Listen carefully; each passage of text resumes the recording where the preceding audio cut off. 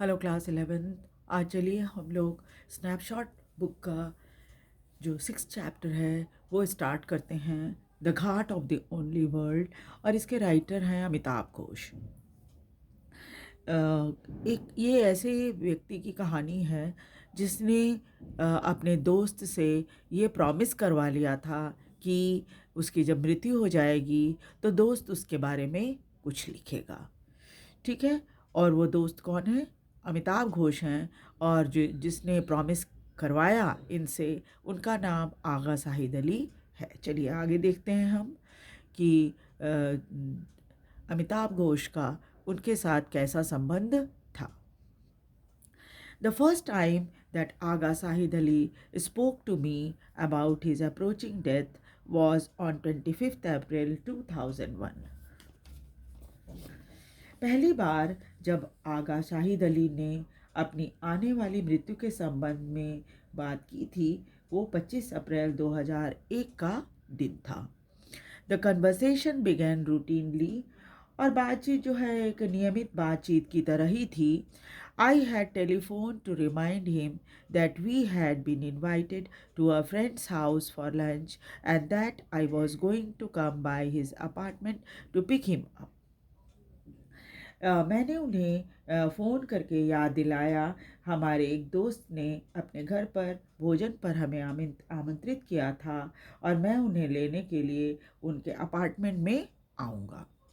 Although he had been under treatment for cancer for some 14 months, Shahid was still on his feet and perfectly lucid except for occasional lapses of memory. हालांकि पिछले 14 महीने से उनके cancer का इलाज चल रहा था, पर शाहिद अब भी अपने पैरों पर खड़े हो सकते थे और स्पष्ट थे, यानी बातचीत करने में बिल्कुल स्पष्ट थे, सिवाय कभी कभी भूल जाने के, जैसे कभी कभी अचानक उनकी याददाश्त जैसे चली जाती हो वैसा उन्हें हो जाता था। I heard him thumbing through his engagement book, and then suddenly he said, "Oh dear, I can't see things." There was a brief pause, and then he added, "I hope this doesn't mean that I am dying." मैंने सुना किताब पढ़ते पढ़ते अचानक कह देते थे, कुछ भी नहीं देख सकता। फिर थोड़ा ठहराव होता, फिर आगे कहते, मैं ये उम्मीद करता हूँ कि इसका मतलब ये तो नहीं है कि मैं अब मरने वाला हूँ। Although Shahid and I had talked a great deal over last many weeks, हालांकि मैंने और शाहिद ने पिछले कई सप्ताह से बातचीत की हुई है, करते रहे हैं। I had never before heard him touch on the subject of death, लेकिन मैंने पहले कभी भी उन्हें मृत्यु के संबंध में बात करते नहीं सुना। I did not know how to respond. मुझे नहीं पता कि मैं उनकी बातों का क्या जवाब दूँ, कैसे उसकी रिस्पॉन्स दूँ। His voice was light to a point of jocularity. I mumbled something innocuous, no Shahid, of course not, you will be fine. He cut me short. मुझे पता नहीं था कि मैं उनकी इन बातों का क्या जवाब दूँ। उनकी आवाज़ बिल्कुल भिन्न थी उस विषय से जिस पर उन्होंने कुछ कहा था। वो तो ऐसे था जैसे वो बहुत हल्के में या थोड़ा मजाक में बात कर रहे हों। आई मम्बल्ड, मैं बुदबुदाया, समथिंग इनोकुअस, ऐसा जो कि थोड़ा समझ में ना आ रहा हो। नो शाहिद, नहीं शाहिद, ऑफ कोर्स नॉट, ऐसा नहीं है। यू विल बी फाइन, तुम बिल्कुल ठीक हो जाओगे। ही कट मी शॉर्ट, लेकिन ये अभी बोल ही रहे थे तो उन्होंने इसकी बात काट दी। क्योंकि अक्सर क्या होता है कि जब हम कोई व्यक्ति अपनी मृत्यु के बारे में बात करता है तो अक्सर हम ये कहते हैं कि नहीं नहीं नहीं, ऐसा कुछ नहीं है तुम्हारे साथ, ऐसा ऐसा कुछ नहीं हो सकता, तुम बिल्कुल ठीक हो जाओगे। In a tone of voice that was at one quizzical and direct, he said, "When it happened, I hope you will write something about me." और उन्होंने बीच में बात जब काटी तो कहा कि अगर ऐसा हुआ तो मैं उम्मीद करता हूँ कि तुम मेरे बारे में कुछ लिखोगे। और राइटर को समझ में नहीं आया, यानी अमिताभ घोष को ये बात समझ में नहीं आई कि वो क्या बोलें, है ना। अक्सर जब कोई अपनी मृत्यु के बारे में बात करता है तो हम थोड़े से भावुक से हो जाते हैं और हमें समझ में नहीं आता है कि उसकी बात का हम क्या जवाब दें। I was shocked into silence, और बिल्कुल चौंक गए और चुप हो गए राइटर जो है वो। A long moment passed before I could bring myself to say the thing that people say on such occasion, Shahid you will be fine, you have to be strong. और अक्सर ऐसा होता है कि जब आप अपने आप को ऐसी परिस्थिति में पाते हो तो अक्सर लोग इसी तरह की बात बोलते हैं कि भाई तुम ठीक हो जाओगे। तो इन्होंने भी शाहिद को कहा कि शाहिद तुम बिल्कुल ठीक हो जाओगे, तुम्हें हिम्मत रखनी चाहिए। From the window of my study, I could see a corner of the building in which he lived some 8 blocks away. अपने घर की पढ़ने वाले कमरे की खिड़की से मैं उस बिल्डिंग को देख सकता था जिसमें शाहिद रहते थे, जो कि करीब 8 ब्लॉक की दूरी पर था। It was just a few months since he moved there. He had been living a few miles away in Manhattan when he had sudden blackout in February 2000. और अभी कुछ ही महीने पहले उन्होंने यहाँ पर शिफ्ट हुए थे, और पहले तो वो कुछ मील की दूरी पर मैनहट्टन में रहते थे। और मैनहट्टन में जब वो थे तो पहली बार अचानक उनके आंखों के सामने अंधेरा छा गया था, और ये शिकायत उनको हुई थी जो कि फरवरी 2000 में हुई थी, है ना। फिर after tests revealed that he had a malignant brain tumor, he decided to move to Brooklyn to be close to his youngest sister, Samita, who teaches at Pratt Institute, a few blocks away from the street where I live. और तब उन्होंने ये फैसला किया कि जब test हुई और टेस्ट में पता चला कि उनको एक बहुत ही घातक ब्रेन ट्यूमर हो गया है, तो उन्होंने फैसला किया कि वो ब्रुकलिन शिफ्ट हो जाएंगे, जहां पास में ही उनकी छोटी बहन समीता, जो कि प्रैट इंस्टीट्यूट में टीचर थी, रहती थी, जो कि कुछ ही ब्लॉक की दूरी पर था उनके घर से, जहाँ पर राइटर रहते थे। शाहिद इग्नोर्ड माई रीअश्योरेंस, और स्वाभाविक है शाहिद का जो है, इन्होंने राइटर के सांत्वनाओं का कि तुम्हें कुछ नहीं होगा, तुम बिल्कुल ठीक हो जाओगे, है ना, उसको इग्नोर कर दिया। ही बिगैन टू लाफ, और वो हंसने लग गए। It was then I realise that he was dead serious. तब राइटर को यानी अमिताभ घोष को ये बात समझ में आई कि वो सचमुच ही बहुत ज़्यादा गंभीर हैं। तो आपको समझ में आ रहा ही होगा कि इस बात के लिए गंभीर है। बात के लिए गंभीर है कि मेरे मरने के बाद तुम मेरे संबंध में कुछ लिखना, ठीक है, इस बात के लिए वो गंभीर है।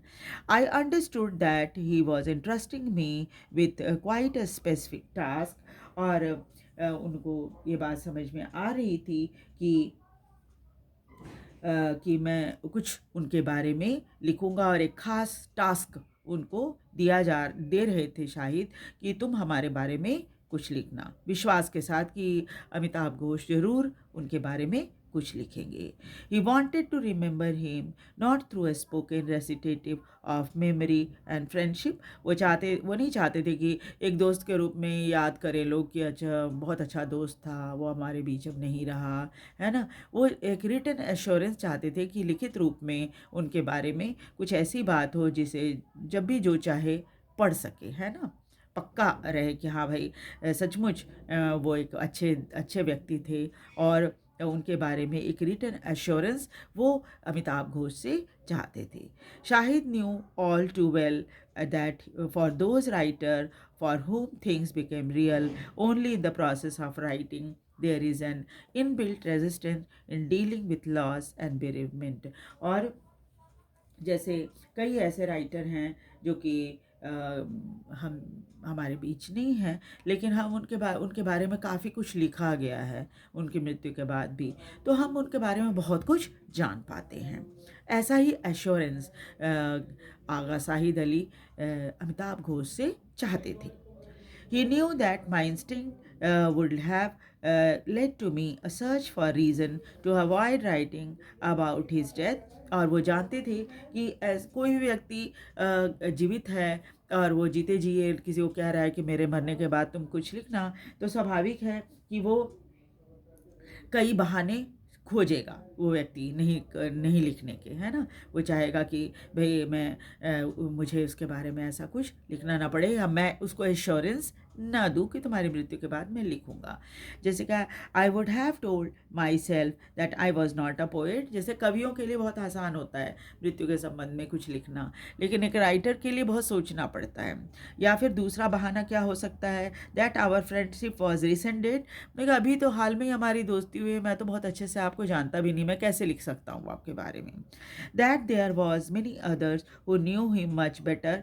और मेरे से ज़्यादा तो आपको दूसरे बहुत सारे लोग हैं जो अच्छी तरह जानते हैं, काफ़ी पुराने हैं, अच्छे संबंध है आपका, तो वो ज़्यादा अच्छे से आपको जानते हैं।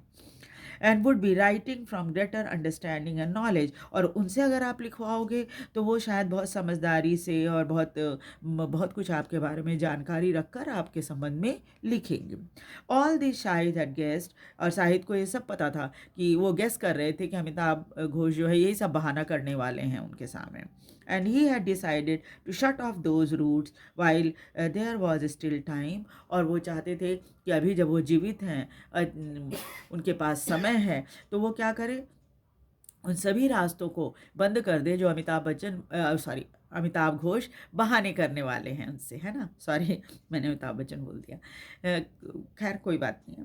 तो अमिताभ घोष उनसे बहाना करने वाले हैं, ठीक है। तो इस वजह से क्या है, उन्होंने कहा कि वो सभी रास्ते मैं बंद कर दूंगा कि तुम कोई बहाना करो कि मैं तुम्हारे बारे में नहीं लिख पाऊँगा, है ना।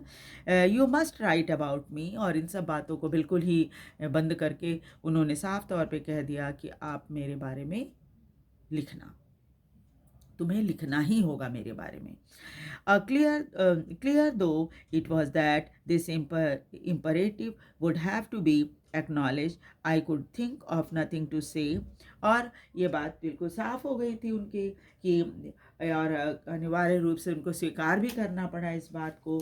और उन्होंने सोचा कि what are the word in which one promises a friend that that one will write about him after his death। फिर उनको लगा कि क्या शब्द इस्तेमाल किया जाए उसे प्रॉमिस करने के लिए कि उसकी मृत्यु के बाद वो लिखेंगे। Finally I said. आखिरकार उन्होंने शाहिद को सांत्वना दी और कहा, शाहिद मैं लिखूँगा, I will do the best I can. और मैं अपनी तरफ से पूरा कोशिश करूँगा अपनी तरफ से सबसे अच्छा करने का, ठीक है। तो आज हम लोग इतनी ही दूर तक पढ़ेंगे।